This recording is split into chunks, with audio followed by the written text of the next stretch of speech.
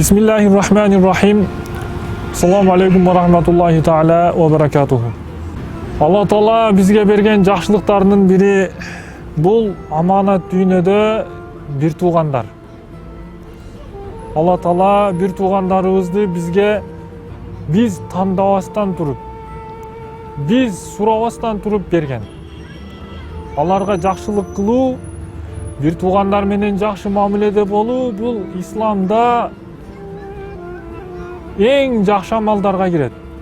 Бир тууганың сенден улуу болсо, сыйыңды, урматыңды көрсөткүн, Алланын жакшылыктарына жетесиң.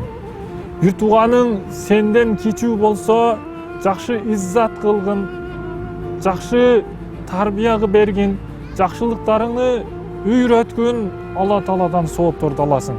Жакшы сөз айтылат. Эгерде энеңдин элесин көргүң келсе, эжеңе жакшы сый урмат көрсөткүн. Эгер атаңдын элесин көргүң келсе, бир тууган агаңа жакшы сый көрсөткүн. Бир тууган агаңды урматтагын деп айтылат.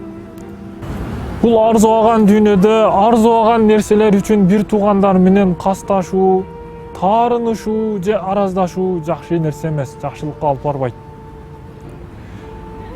Бир жатынга баткан ушундай кең ааламга арзуаган нерсени деп бир туугандар менен батышпоо жакшы амалдардан эмес. Алла Таала баарыбызды бир туугандарыбыз менен ынтымакта, ыркта, биримдикте кылган болсун. Ар дайым улуу бир туугандарыбызды урматтап жашоону, кичүү бир туугандарыбызга иззат кылып, жол көрсөтүп, өрнөк болуп жашообузду баарыбызга насип кылган болсун.